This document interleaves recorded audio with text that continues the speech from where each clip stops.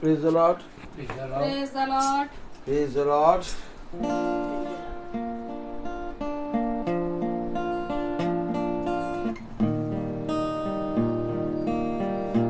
धन्यवाद देते हैं खुदावन का सुंदर समय के लिए जो एक बार आपने खुदावन ने हमें फिर दी, और धन्यवाद हो इस समय के लिए जो हमें खुदा ने इस लायक बनाया कि हम खुदावन की स्तुति आराधना करने वाले बन सके, उनके वचन को सुन सके। खुदा आइए तो हम प्रार्थना की ओर चलते हैं। धन्यवाद धन्यवाद धन्यवाद देते हैं खुदावन सुंदर समय के लिए जो एक बार आपने फिर दिया। जाने अनजाने में हमसे कोई गुनाह हुआ उसे माफ करिए। खुदावन इस घर के ऊपर अपना शुक्र हाथ रखिए, सबको समझ और बुद्धि दीजिए खुदावन अपने वचन की। खुदावन जितनों की जिंदगी में खुदावन कमी घटी है खुदावन उसे आप पूरा करिए मेरे खुदावन। जितने फेसबुक से यूट्यूब से देखते हैं उनके ऊपर अपना आशीर्वाद हाथ रखिए, उन्हें अपने वचन की समझ और बुद्धि दीजिए। हमें अपने वचन की समझ और बुद्धि दीजिए। जब आपके दास बोले तो आप उनमें होके बोलिए, हम आपकी स्तुति आराधना करने वाले बन सकें। आपके मीठे नाम में यीशु मसीह के नाम में होके मांगते हैं, आमीन।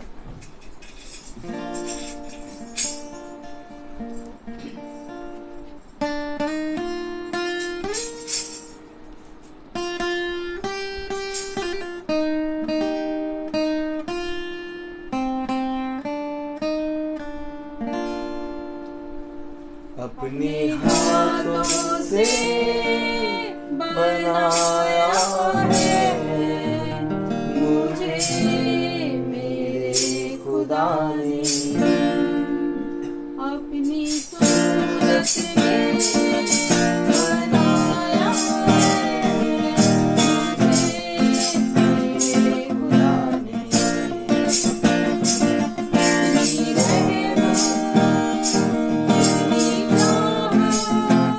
कैसी है उसकी मोहब्बत, अपने हाथों से बनाया है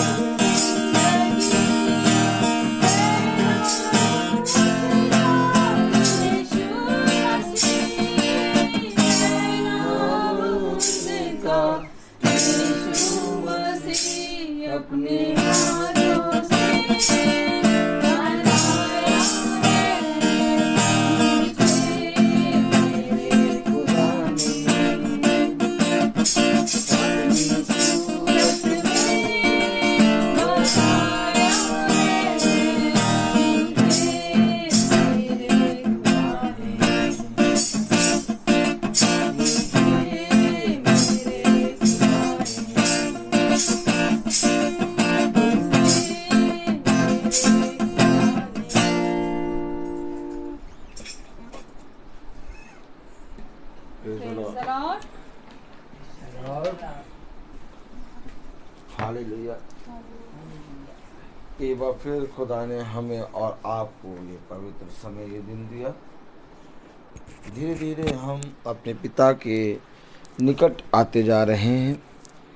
अपने पिता के कहे के अनुसार पिता हमें बहुत तायत से फलवंत कर रहा है और हम देखते हैं कि हमारा जीवन बहुत तायत से पिता में बढ़ रहा है। और हम अपने जीवन को जब बढ़ते देखते हैं तो मेरे प्यारे भाई बहनों, ये अवश्य है कि जो बढ़ती पिता की ओर से हमारे जीवन में हो रही है उसे हम थामे रखें। आज बहुत तायत से बहुत से धर्मी मनुष्यों के जीवन से भी वो बढ़ती जो पिता की ओर से उनके जीवन में हो रही थी रुक गई है। ऐसा इसलिए है क्योंकि मेरे प्यारे भाई बहनों, कहीं ना कहीं मनुष्य पाप में गिरता है, लेकिन पिता ने हमें इससे पहले कि हम पाप में गिरें, इससे पहले कि हम संदेह करें, इससे पहले कि हमारा हृदय, हमारा मन व्याकुल हो, पिता ने हमें बहुत सी बातों के विषय में समझाया है। उसने हमें बहुत सी बातों के विषय में बताया है कि देखो, जो बातें मैंने तुमसे कही हैं वो आदर और महिमा और मानने के योग्य हैं। अब जो बातें पिता हमसे कहता है उसको हम अपने हृदय, अपने मन में किस रीति से रखते हैं या उन बातों को कैसे ग्रहण करते हैं, ये हमारे परिश्रम पर और हमारी उस सेवा और उस कामों के द्वारा प्रकट होता है जो इस पृथ्वी पर रहते हुए हम लोगों के बीच में करते हैं। क्योंकि जैसे जैसे आप पिता के निकट आएंगे, उसके वचन को जानेंगे, उसके वचन में बढ़ेंगे, आपका हृदय बदलेगा, आपके अंदर एक नया जीवन उत्पन्न होगा। आप बहुत तायत से प्रभु के वचन में बढ़ेंगे। आप बहुत तायत से प्रभु का आत्मा जो आपको बहुत सी बातें सिखाता है उसकी मानना सीखेंगे। लेकिन मेरे प्यारे भाई बहनों, जब आपके जीवन से वह बातें आपकी सेवा में, आपके कामों में, वो बातें जो पिता के वचन में लिखी हैं दिखाई ना दे, तो आपका हरा भरा रहना और आपका बढ़ना व्यर्थ होगा। क्योंकि अगर हम बहुत ध्यान से वचन को देखें तो वचन में कहा गया है कि गुरुवर एक अंजीर के वृक्ष के पास गया जो कि बहुत हरा भरा था और बहुत बड़ा वृक्ष था, लेकिन उस वृक्ष में एक भी फल ना था। आपके जीवन में जब प्रभु का वचन आता है तो उस वचन के साथ साथ आपके जीवन में एक भय का आत्मा आता है। जब आप वचन को सुनते हैं या वचन को पढ़ते हैं, जब आप वचन पे कान लगाते हैं तो आप अपने जीवन में प्रभु का भय अपने चलते उठते बैठते देखते हैं। सच बात है। और ये प्रभु का भय आपको उस बढ़ती और प्रभु के वचन के प्रति ईमानदार बनाता है। आज हम अपने जीवनों में देखते हैं कि कलीसिया को तो छोड़ो, याजकों के अंदर प्रभु का भय नहीं है। सच बात है। और ये एक सबसे खतरनाक बात है। जब भय आपके जीवन से उड़ जाता है तो आप एक हिनहिनाते हुए हिनहिनाते हुए घोड़े बन जाते हैं, घोड़े बन जाते हैं। एक बेलगाम घोड़े। बेलगाम घोड़े। और वो ज़बान जिसको कोई वश में नहीं कर पाता, वो ज़बान किसी और की नहीं बल्कि आपकी होती है। सच है। लेकिन जहाँ आप पिता के वचन को सुनते और उसको आदर और महिमा देते और उसको अपने योग्य समझते हैं और अपने जीवन में उसको बहुत तायत से एक स्थान देते हैं, सबसे उत्तम स्थान जो कि योग्य है, तब मेरे प्यारे भाई बहनों आपके जीवन में एक भय आता है और आप पिता के वचन का भय मानकर उसे आदर के साथ ग्रहण करते हैं। और जितना ज़्यादा आप वचन को ग्रहण करते हैं उतना ज़्यादा आपका उद्धार निकट आता है। सच बात है। और जितना ज़्यादा आप वचन को सुनते और उसको सुनकर यूं ही छोड़ देते हैं उतना ज़्यादा आपके जीवन से वो उद्धार दूर होता है। हम वचन में प्रतिदिन बैठते हैं, वचन को प्रतिदिन सुनते हैं, प्रतिदिन हम एक पिता की आत्मा जो भय की आत्मा है हमारे जीवन में पिता ने दिया है, उस आत्मा के सिखाए हम प्रभु के वचन को सुनते हैं। लेकिन ये ज़रूरी नहीं है कि हम प्रतिदिन सुने, ये ज़रूरी है कि जो प्रतिदिन हमने सुना है उस पर कान लगाकर उसको पूरा करने की चौकसी करें। तो आइए हम सब वचन से पढ़ेंगे। हम वचन को आदर और महिमा देने के लिए अपने स्थानों पर खड़े होंगे और निकालेंगे 2 कुरिन्थियों उसका 1 अध्याय और उसकी 5वीं आयत जो कि कल हमने और आपने पढ़ी थी। वो कलाम में यूं लिखा है, क्योंकि जैसे मसीह के दुखों में हम अधिक सहभागी होते हैं, वैसे ही हम शांति में भी मसीह के द्वारा अधिक सहभागी होते हैं। खुदावन का वचन जो कि पवित्र है, इस पवित्र वचन को खुदा हम निकम्मों को समझने और उसमें चलने की सामर्थ प्रदान करे। आमीन। हम सब अपने स्थानों में बैठे।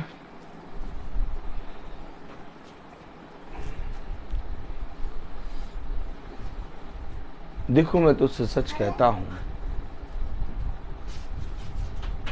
कि जिस तरह से तूने अपने जीवन के उत्तम समय को और अपने जीवन के सबसे उत्तम वस्तुओं को प्राप्त कर लिया, वैसे ही इस लाजर ने अपने जीवन के दुखों को प्राप्त कर लिया। आमीन। आमीन। अब इस लाजर के लिए ये अवश्य है कि उस उत्तम दिन को और उस उत्तम दिनों को देखने पाए, क्योंकि इसने अपने जीवन के दुख भरे समय को देख लिया है। दो बातें यहाँ पर अब्राहम उस धनी व्यक्ति से बोलता है। कभी आपने शब्दों पर ध्यान दिया अब्राहम वहाँ पर क्या बोल रहा है? क्योंकि जो बात अब्राहम बोल रहा है वो पृथ्वी पर रह के नहीं बोल रहा, वो स्वर्ग में रह के बोल रहा है। और ये बात समझ लीजिए कि हम और आप भी एक ना एक दिन उसी स्थान पर वैसे ही जैसे धनी व्यक्ति है, जैसे लाजर है, हम और आप भी वैसे ही प्रस्तुत होंगे। यस। भला आज नहीं तो कल, कल नहीं तो परसों, लेकिन एक समय है। हमें करना क्या है?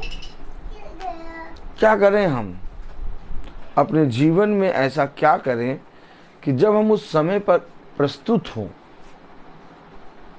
तो हम अपने पिता के ओर से उस उत्तम पदार्थ को, उस उत्तम फल को प्राप्त करें जिस फल को पिता ने मेरे और आपके लिए रखा है।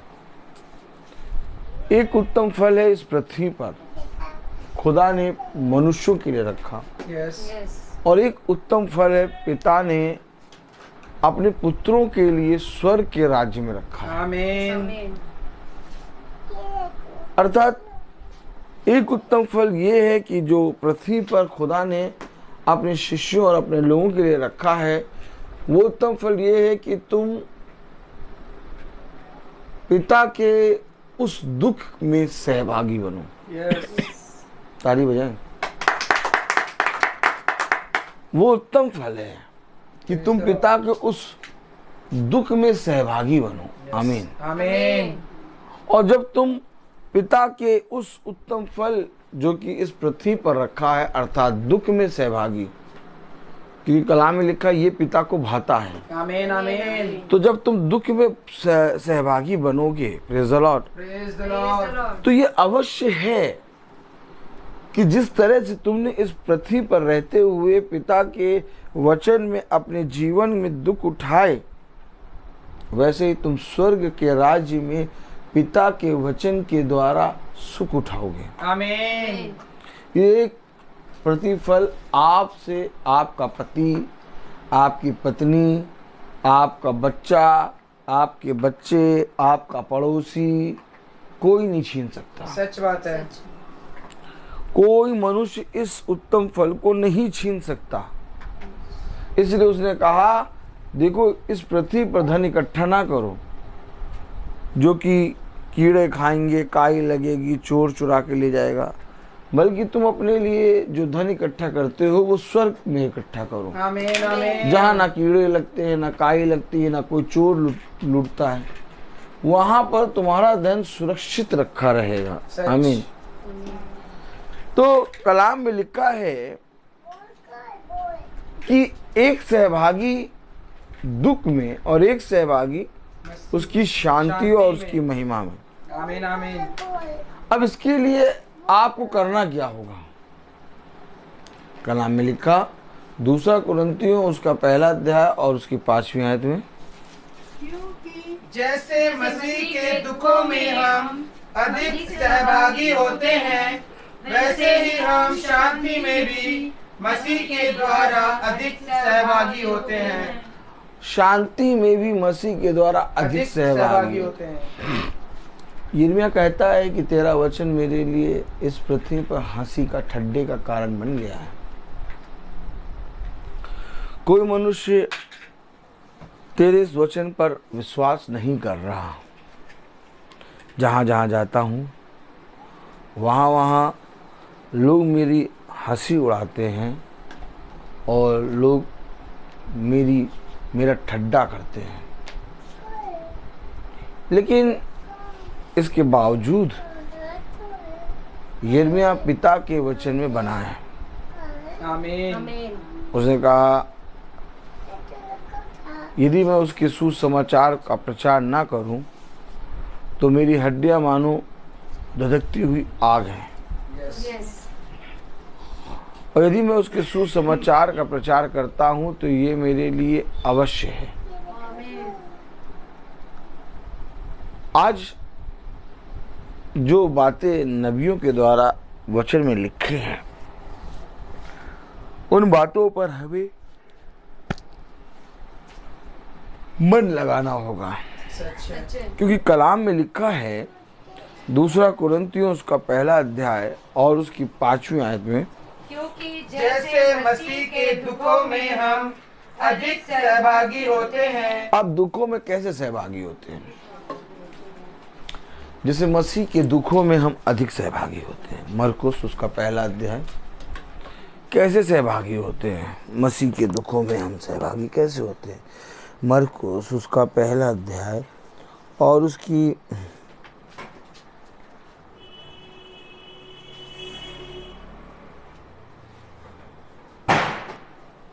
33 वर्ष में लिखा है। मरकुस उसका 1 अध्याय और उसकी 33 वर्ष 33वीं आयत में क्या लिखा है? मरकुस उसका 1 अध्याय और उसकी 33वीं आयत में लिखा है, और सारा एक मिनट सबको वचन खोलने का समय दिया करिए। मरकुस उसका 1 अध्याय और उसकी 33वीं आयत 33। मरकुस 1 अध्याय और उसकी 33वीं आयत में लिखा है, और सारा नगर द्वार पर इकट्ठा हुआ। अरे सारा नगर द्वार पर इकट्ठा हो रहा है।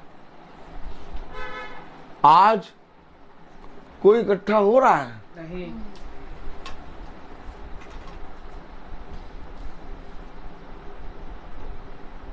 और जैसे मसीह के दुख में तुम सहभागी होते हो।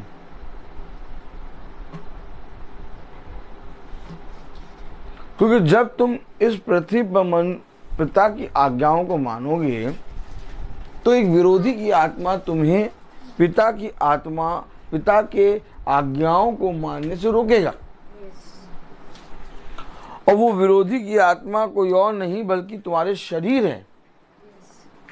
वो तुम्हें पिता के मार्ग पर, तुम्हें पिता के वचन में, पिता के वचन की आज्ञाओं को मानने के लिए रोकेगा। और इस तरह से इस पृथ्वी पर रहते हुए तुम्हारे लिए एक युद्ध होगा।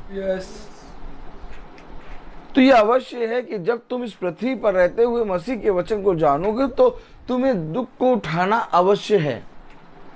लेकिन ये दुख, ये पीड़ा, ये विपत्ति, ये कलेश तुम्हें छूने तक ना पाएंगे, क्योंकि तुम्हारी सहायता के लिए मेरा आत्मा तुम्हारे साथ होगा। आमीन। भला मिस्र का सारी सेना इजरायलियों के पीछे पड़ी थी। भला मिस्र का राजा फिरौन इजरायलियों को बंधक बनाकर रखता था और इजरायलियों को छोड़ता नहीं था। लेकिन इसके बावजूद भी खुदा ने इजरायलियों की सुधि ली और इजरायलियों को मिस्र की गुलामी से छुड़ाया। यह सच है। और अगर आप बहुत ध्यान से देखें तो इजरायलियों को कोई घटी कमी होने नहीं दी। विपत्ति बहुत बड़ी थी और विपत्ति ये थी कि सारी मिस्र की सेना इजराइल के विरोध थी। यहाँ तक ये राजा भी फिरौन, वो उन्हें मारने आ रहे थे। दुख होगा, कलेश होगा, विपत्ति होगी, घटी होगी, लेकिन ये विपत्ति, ये कलेश, ये दुख तुम्हें छूने ना पाएगा। आमीन। बस तुम अंत समय तक बने रहना। लेकिन मनुष्य क्या करता है? दुख को देखकर, पीड़ा को देखकर, घटी को देखकर, कलेश को देखकर क्या करता है? कुड़कुड़ाने लगता है। जिस तरह इजरायलियों ने मूसा और खुदा के विरोध में कुड़कुड़ाना शुरू कर दिया। आपको मालूम है क्या चीज थी जो इजरायलियों को कनान देश नहीं ले जा पाए?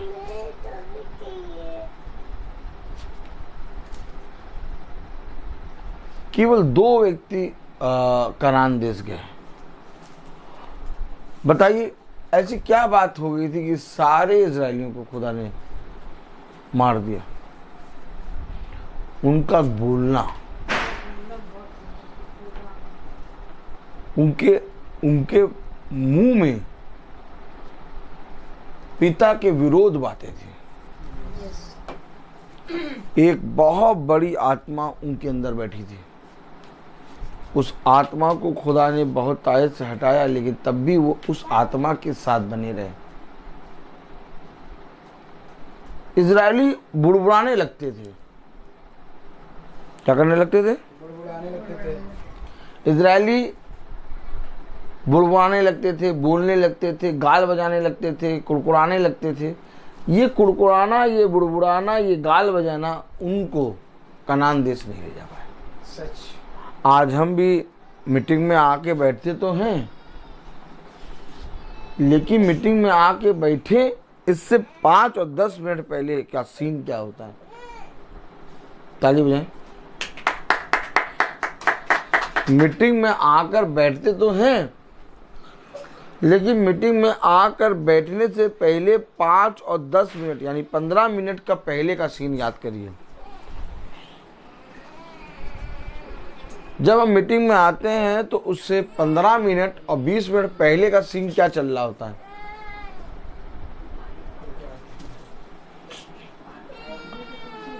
तीन बजे नहीं कुड़कुड़ाएंगे, नहीं। 3:30 बजे नहीं, 4 बजे एक शब्द नहीं निकलेगा। लेकिन 4:30 के बाद एक आत्मा मुंह के अंदर बैठ जाती है सच है। और वो आत्मा बोलने लगती है, अरे यहीं से सुन लेंगे, अब नहीं जाएंगे।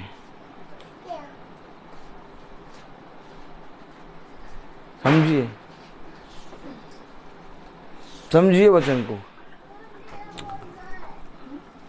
आप मीटिंग को सुनते हैं, आप महासभा को सुनते हैं, आप महासभा में आते हैं, आप भवन में आते हैं, आप मीटिंग को प्रतिदिन सुनते हैं, लेकिन उससे पहले जो 15 मिनट और 20 मिनट का समय होता है उसमें आपकी दशा क्या होती है? सच बात है। पिता जानते हैं आपके उस समय को नहीं देखता जब आप मीटिंग में बैठ जाते हैं। पिता आपके उस समय को देखता है जो मीटिंग से पहले का समय होता है। क्योंकि एक समय है जब इजरायली कनान देश में प्रवेश करेंगे, तो पिता ने इजरायलियों के कनान देश में प्रवेश करने के समय को नहीं देखा, उससे पहले के समय को देख रहा है कि इससे पहले कि ये कनान देश में प्रवेश करें, ये जब आ रहे हैं तो कैसे आ रहे हैं। जैसे इजरायली कनान देश में प्रवेश करने के लिए मिस्र की गुलामी से निकले थे और जंगल में चले थे, वैसे हम भी महासभा और प्रार्थना में प्रवेश करने के लिए अपने घर से निकलते हैं, जंगल से निकलते हैं, जंगल में चलते हैं। ये वही मार्ग है जिस पर हम कुड़कुड़ाते हैं। समझ लें, सच है। क्योंकि कनान देश कुछ और नहीं बल्कि प्रभु का वचन है। आमीन। कनान देश कुछ और नहीं बल्कि वो दूध और मधु की धारा है, जो इस मधु के समान मीठा और पवित्र ये वचन है। आमीन। और जब हम इस वचन में आने के लिए निकलते हैं तो समझिए हम मिस्र की गुलामी अर्थात इस संसार का इनकार करके हम मीटिंग या महासभा या भवन में आने के लिए निकलते हैं। और जब हम मीटिंग और महासभा और भवन में आने के लिए निकलते हैं तो ये पूरा संसार का दुष्ट हम पर हावी होता है। सच बात है। और तब हमारे मन में ऐसा लगता है कि बस अब आज ना जाए। आज तो भैया पैर बहुत पके फोड़े की तरह हो गए हैं। मैं हमारे स्कूल में एग्जीबिशन था और आज मैं सुबह से खूब बच्चों म्यूजिक बजाए तो मैं भी खूब उनके साथ झूम रहा था, नाच रहा था, गा रहा था। मैं आज बैठा नहीं तो मेरे पैर जो है पके फोड़े की तरह हो रहे हैं। लेकिन मैं आपको बताना चाहता हूँ कि कुछ भी हो, हमारा पिता हमें सामर्थ्य भरता है। आमीन। अब एक सहभागी है दुख में होना और एक सहभागी है शांति और महिमा में। यस। अब दुख में सहभागी होने के लिए आपको मसीह के वचन, उसके पवित्र वचन में इकट्ठा होना होगा। यस। तो वचन में इकट्ठा होने से क्या उसाते खुदा की महासभा को सुनने से क्या दुख होता है? नहीं। उसकी आज्ञाओं को जब आप मानेंगे, उसके वचन को आप सुनेंगे, तो आपका ये शरीर जो आपको बहुत तायत से पाप में गिराता है, इस शरीर को दुख उठाना पड़ेगा। यस। बात यहाँ ये है, सच बात यहाँ ये है। उसकी देह पर सारे मनुष्य जाति का पाप आ गया। यस। ठीक वैसे ही तुम्हारी देह पर भी दुख और पीड़ा और कलेश आएगा, लेकिन तुम्हारी देह को कुछ छूने ना पाएगा। क्यों? क्योंकि तुम्हारी देह में खुदा का आत्मा वास करेगा और तुम्हें उसके लिए तैयार करेगा। आमीन। तो हमें इस देह में अपने खुदावन मसीह यीशु मसीह के नाम में दुख उठाना अवश्य है। आमीन। अगर मैं कहूँ कि मैं अपने पिता खुदावन यीशु मसीह के वचन में दुख नहीं उठाता तो मैं झूठा हूँ। सच बात है। क्योंकि दुख उठाना इसलिए अवश्य है क्योंकि एक विरोधी है और एक खुदा का आत्मा है। तो विरोधी क्या है? कोई और नहीं बल्कि ये मेरा शरीर। यस। इस शरीर को तोड़ेगा खुदा, इस शरीर को मरोड़ेगा खुदा, सच है। इस शरीर को बहुत तायत से कूटेगा खुदा, यस। इस शरीर को कूट के, तोड़ के, मरोड़ के एक नई सृष्टि बनाएगा खुदा। यस।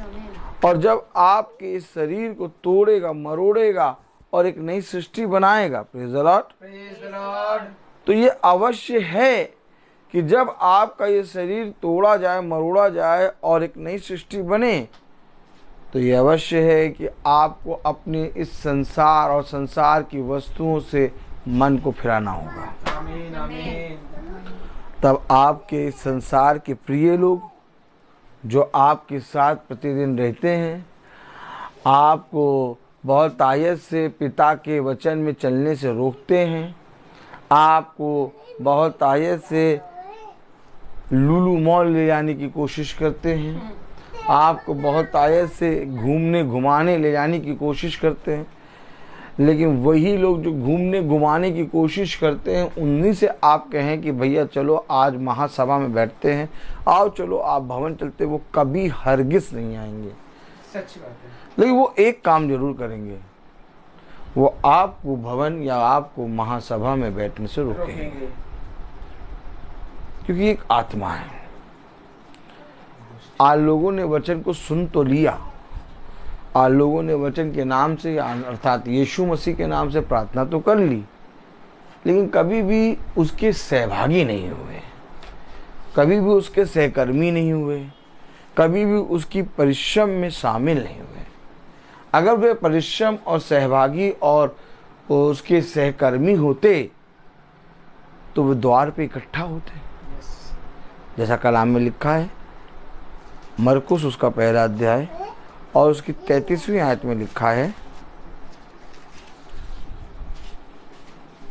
मरकुस उसका पहला अध्याय और उसकी 33वीं आयत में क्या लिखा है? और सारा नगर द्वार पर इकट्ठा हुआ।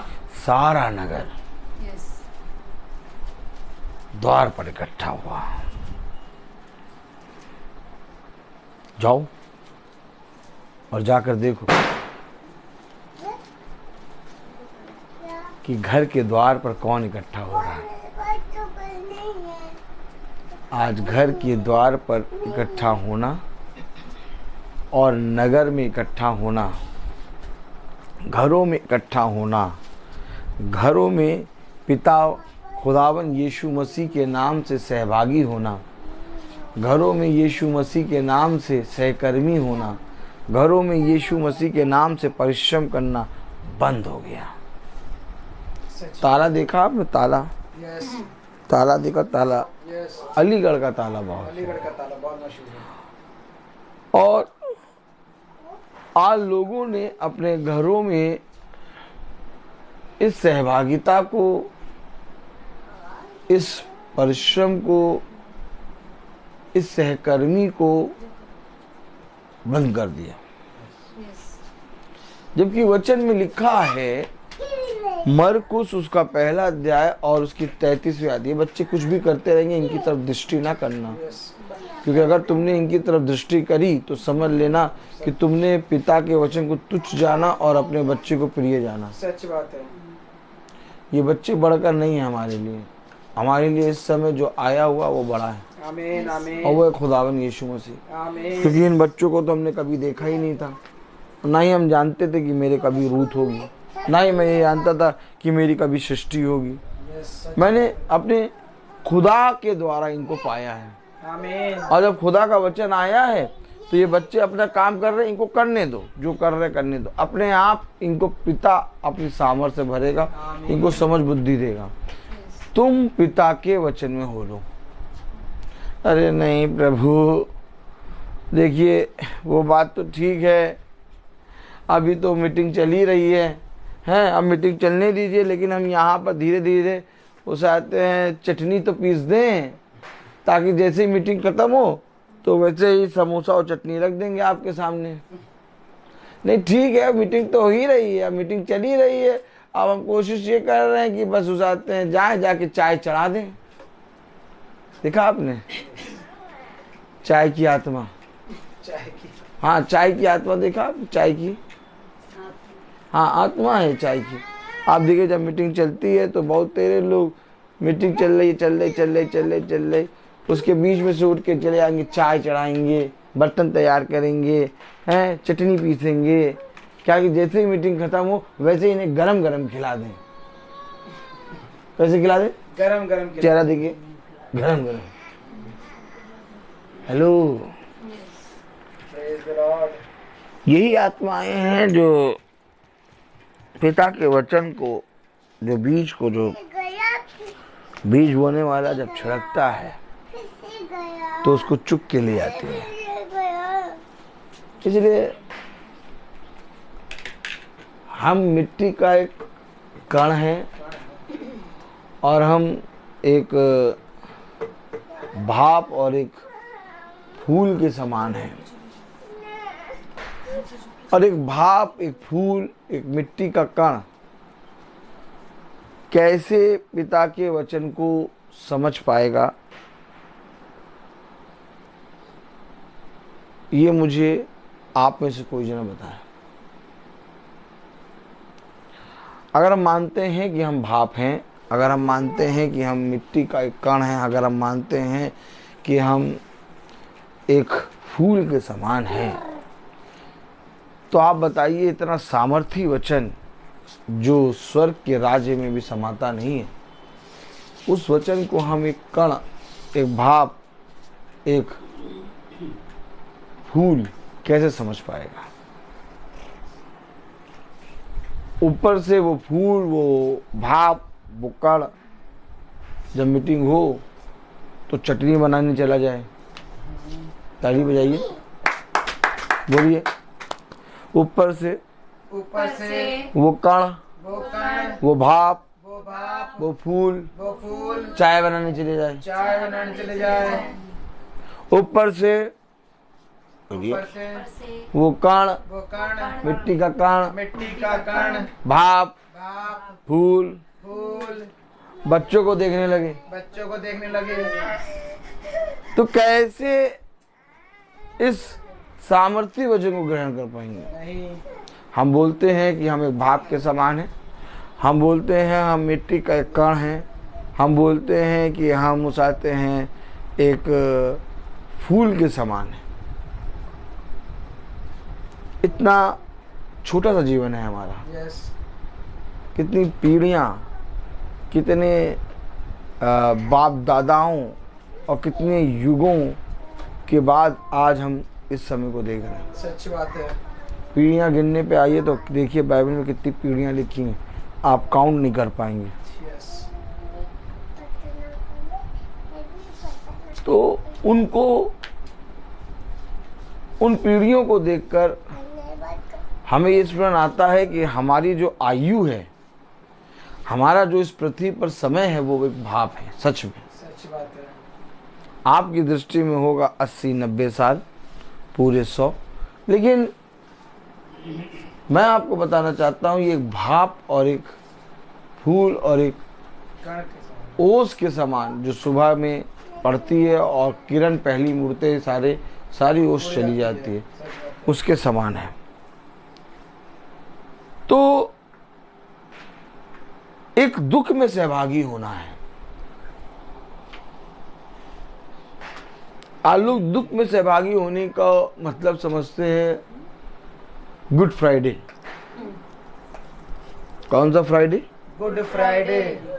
गुड फ्राइडे और मॉन्टी थर्सडे, इनमें हम दुख में सहभागी होंगे। नहीं, प्रभु के लिए क्या दुख? प्रभु तो सामर्थी है, उसने तो दुख को उठा लिया।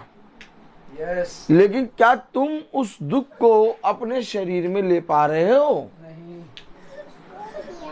जब तुम पिता के वचन को पढ़ोगे, जब तुम पिता के वचन पे कान लगाओगे, जब तुम पिता के वचन को सुनोगे, तो तुम्हारे विरोध में खड़े होंगे। सच बात है। और दबाव सबसे पहला ये होगा कि तुम कुछ ना छोड़ो। क्या? कुछ ना छोड़ो, बस तुम बाइबल पढ़ना बंद कर दो। बस। सच बात है। तुम सब कुछ करो, प्याज की पकौड़ी खाओ, है ना, और आलू की पकौड़ी, अदरक की चाय पियो इलायची डाल के। यस। अब जाड़ा आ रहा है, कॉफी पियो बढ़िया मलाई डाल के। जो तुम मांगो वो तुम्हें देंगे। यस। बस तुम खुदा की वचन की बात हमसे ना करो। और जब तुम खुदा के वचन की बात करोगे तो वही जो तुम्हें मलाई डाल के कॉफी पिला रहे हैं, तुम्हारी कॉफी से मलाई निकाल लेंगे। क्या निकाल लेंगे? कॉफी से मलाई निकाल देंगे। हाँ, क्यों नहीं कहेंगे? कहेंगे नहीं भैया, जिन्हें आप अपना समझते थे, जिन्हें आप ये समझते थे चाहे कुछ हो जाए ये मेरा साथ देगा या ये मेरी साथ देगी या ये मेरे साथ खड़े होंगे, जब वचन में आप चलेंगे तो सबसे पहले वही आपका साथ छोड़ के जाएंगे। क्यों? क्योंकि वो दुख, वो वचन जब आप प्रार्थना सभा में आते हैं, जब आप महासभा में बैठते हैं, जब आप वचन को सुनते हैं, तो आपके शरीर को खुदा का आत्मा तोड़ता मरोड़ता और अपने वश में लाता है। आमीन आमीन। तभी उस आराधनालय में जब यीशु मसीह आया तो उस व्यक्ति ने, जिसके अंदर दुष्ट आत्मा थी, चिल्ला कर कहा, तेरा यहाँ क्या काम? ये समझिए, क्योंकि खुदा का आत्मा आपके शरीर के रोग को नहीं, बल्कि आपके शरीर के अंदर के अशुद्धता को शुद्ध करता है। आमीन आमीन। रोग तो चंगा हो जाएगा, लेकिन शरीर जो अशुद्ध है, उस अशुद्ध शरीर को शुद्ध कौन करेगा? कोई ऐसी टैबलेट बताइए मुझे, कोई ऐसी दवाई का नाम बताइए जो शरीर को शुद्ध कर सकती है। माला मैम बताइए, कोई ऐसी दवाई, एक ऐसी टैबलेट शरीर को चंगा नहीं, शरीर को चंगा तो दवाई कर देगी, लेकिन शरीर को शुद्ध कौन सी दवाई कर सकती है? कोई नहीं। तो शुद्ध करने की सामर्थ केवल खुदावन यीशु मसीह में है। तो जब आप अपनी देह को मारते कूटते और वश में ला के, मीटिंग में ला के बैठाते हैं, तो आपके देह का पवित्रीकरण होता है। आमीन आमीन। और जब आपकी देह का पवित्रीकरण होता है तो आपकी देह पवित्र होने लगती है और आपकी देह धीरे धीरे स्वर्गीय देह में बदलती है और धीरे धीरे खुदा का आत्मा उसमें वास करता है। आमीन आमीन आमीन। और वह लोग जो सहकर्मी नहीं होना चाहते, वह लोग जो सहभागी नहीं होना चाहते, वह जो परिश्रम नहीं करना चाहते, वो इसलिए नहीं करना चाहते क्योंकि जब वो मीटिंग में आके बैठते हैं तो उनकी देह जब मारी कूटी जाती है तो उन्हें बहुत दिक्कत होती है, बहुत तकलीफ होती है।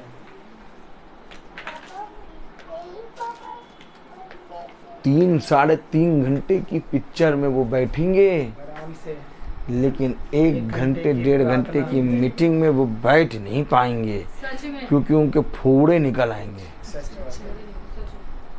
वह बैठ नहीं पाएंगे, कहेंगे ये क्या बोल रहे हैं वचन से, ये तो हमारे देह को, हमारे आत्मा को तोड़ रहे हैं, माँ हमारे लिए ऐसी बातें बोल। आपको मालूम है ये हालत है आज लोगों की, इसलिए आज कोई भी द्वार पे इकट्ठा नहीं हुए। बेल बजी अभी तक नहीं कोई द्वार पे आया नहीं।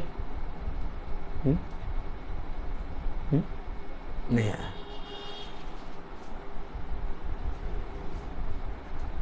क्यों नहीं आया? क्योंकि उनकी देह मारी कूटी जाती है ना, उन्हें दिक्कत होती है, उन्हें तकलीफ होती है, उन्हें पिता के वचन से तकलीफ होती है। मैं इसी वचन को कल फिर प्रचार करूंगा, आमीन आमीन। क्योंकि अभी ये वचन में हमें बहुत कुछ सीखना है। सच बात है। अभी हमने पढ़ा कि वे द्वार पर इकट्ठा हुए, अब हमें देखना है कि इकट्ठा कैसे होना है। अब हमें देखना है कि मसीह के दुख में सहभागी कैसे होना है। अब हमें देखना है मसीह की महिमा और उसकी शांति में सहभागी कैसे होना है। मसीह के दुख में सहभागी होने का मतलब ये नहीं कि गुड फ्राइडे में शामिल हो गए। मसीह का दुख जो उसने 365 दिन और हर एक पल उसने इस पृथ्वी पर मनुष्य की सही, उस दुख में हमें सहभागी होना। जिस तरह से उसने जब इस पृथ्वी पर उत्पन्न हुआ, एक देह को लिया, तब से मसीह ने अपने जीवन में दुख उठाया। उसके वचन में लिखा है, और उसने अपने पिता की आज्ञाओं को दुख उठा उठा कर मानना सीखा। ये गुड फ्राइडे वाले दिन ही नहीं सीखा है, ये हर एक दिन, हर एक पल, हर एक सेकंड, हर एक लम्हा वो मारा कूटा गया और हमारे बीच में रहा। तो जैसे वो हर एक लम्हा, हर एक पल, हर एक दिन, हर 365 दिन मारा कूटा गया, तो ये अवश्य है कि हम भी हर एक दिन, हर एक पल, हर एक सेकंड पिता की महिमा में दुख उठाएं। उसके दुख में सहभागी होना हमारे लिए इस पृथ्वी पर सबसे उत्तम वरदान है। और जब हम मीटिंग में बैठते हैं, जब हम महासभा में बैठते हैं, तब हम पिता के वचन का भय मानना सीखते हैं, तब हम पिता के वचन में स्थिर होते हैं, तब हम पिता के वचन से वह बातें सीखते हैं जो इस पृथ्वी पर और इस संसार में कोई मनुष्य हमें नहीं सिखा सकता। मैं बोलता बहुत हूँ, हर चीज़ का एक समय होता है। तो आइए हम प्रार्थना में चलेंगे और मेरा निवेदन है भाई सचिन से कि वो प्रार्थना में अगुवाई करें। भाई आइए। Praise the Lord, hallelujah. आइए हम सब प्रार्थना में चलेंगे। धन्यवाद धन्यवाद धन्यवाद हमारे प्यारे प्रभु यीशु, हम सब बड़ा धन्यवाद करते हैं आज के पवित्र दिन के लिए, पवित्र समय के लिए, इस सुंदर शाम के लिए खुदावन यीशु जो आपने हमें दिया, और इस पवित्र वचन के लिए जहाँ पर इस देवड़ी पर, इस द्वार पर आप हमें लेकर आए और हमें इकट्ठा होने दिया। खुदावन यीशु, हम आपको धन्यवाद देते हैं आपके पवित्र वचन के लिए, आपके पवित्र दास के लिए जिसे आपने हमें दिया और उसके मुख से अपनी पवित्र आत्मा के द्वारा हमें वचन को बताया कि वो वचन, वो जीवन का वचन, वो मार्ग, वो स्वर्ग के खोजी हम बन सके, जिसके लिए आपने हमें इस द्वार पर इकट्ठा किया। खुदावन यीशु, हम यहाँ पर इकट्ठा हुए हैं कि हमारे शरीर की ये आत्मा मारी जाए, तोड़ी जाए और इस वचन पर बनने पाए, इस वचन को सुनने पाए, सीखने पाए और उस स्वर्ग के खोजी होने पाए। खुदावन यीशु, प्रार्थना में मांगते खुदावन यीशु कि हमें इसी प्रकार से चलाए रखना खुदावन यीशु, क्योंकि ये शरीर निकम्मा है खुदावन यीशु, बड़े पापी हैं हम, जो हम आपको दुख हर समय, हर वक्त, हर पीड़ा में खुदावन यीशु संसारिक जीवन में व्यतीत करते हैं और आपको भूल जाते हैं खुदावन यीशु, इस वचन को छोड़ देते हैं और संसार की मोह माया में भटक जाते हैं खुदावन यीशु। लेकिन खुदावन यीशु, आप हमें हमारा हाथ पकड़कर अपने द्वार तक लेके आते हैं,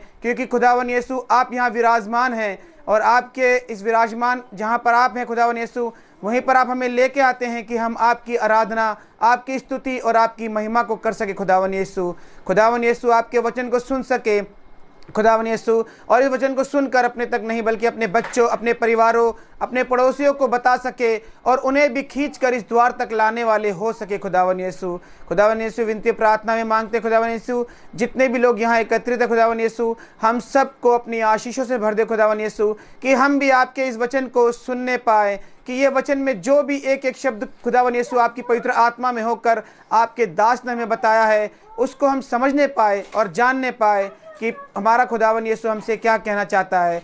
धन्यवाद देते खुदावन यीशु अपने दास के लिए खुदावन यीशु, और प्रार्थनाएं मांगते खुदावन यीशु कि आपने जो हमें दास दिया खुदावन यीशु, उन्हें 365 दिन इसी प्रकार से अपने हाथों में थामे रखना खुदावन यीशु, उन्हें हर प्रकार की बीमारी और हर प्रकार की बुराई, हर प्रकार की बुरी आत्माओं से बचा कर रखना खुदावन यीशु, कि वो इसी प्रकार से इस झुंड को चलाते रहे खुदावन यीशु, और ये झुंड आपकी पवित्र आत्मा में होकर बढ़ता जाए खुदावन यीशु। और इस भवन में नहीं खुदावन यीशु, जो भवन आपने तैयार किया है उस भवन को भी प्रभु आशीष दीजिए, कि वो भवन भी, वो सब लोग जो यूट्यूब और फेसबुक के माध्यम से इस वचन को सुनते खुदावन यीशु, वह सब भी इस भवन में आने पाए और अपनी गवाही देने वाले होने पाए खुदावन यीशु। विनती और प्रार्थना में मांगते हैं कि हम सब पर अपनी आशीष और कृपा बरसाइए खुदावन यीशु, क्योंकि हम सब निकम्मे हैं और पापी हैं, बहुत सी गलतियां करते हैं, भटक जाते हैं, लेकिन खुदावन यीशु आप हमें क्षमा करते हैं।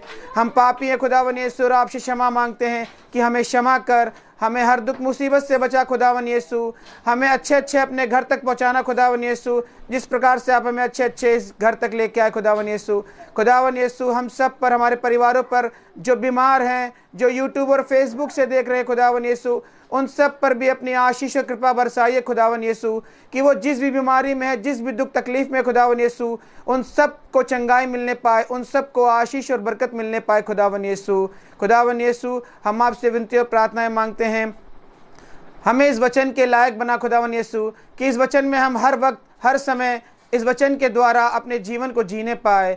इन सब बातों को खुदावन यीशु के सामने रखते हैं और मांगते हैं प्यारे बेटे यीशु के नाम से, सुन और ग्रहण करे, आमीन। हे हमारे पिता, तू जो स्वर्ग में है, तेरा नाम पवित्र माना जाए, तेरा राज्य आए, तेरी इच्छा जैसे स्वर्ग में है वैसे इस पृथ्वी पर भी पूरी हो। हमारा प्रतिदिन का आहार आज हमें दे, और हमारे अपराध में क्षमा कर, जैसे हम भी अपने अपराधियों को क्षमा करते हैं, और हमें परीक्षा में न डाल, परंतु बुराई से बचा। बादशाह जिला।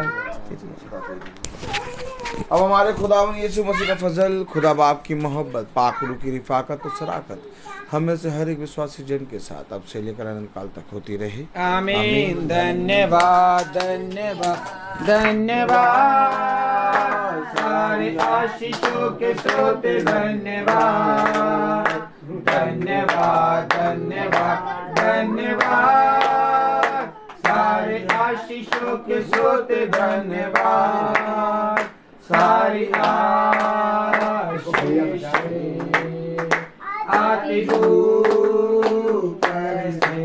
हालेलुया। धन्यवाद धन्यवाद धन्यवाद, सारे आशीषों के स्रोत धन्यवाद। Praise the Lord. सभी भाई बहनों को praise the Lord, praise the Lord भाई। बेटी, प्रेज द लॉर्ड।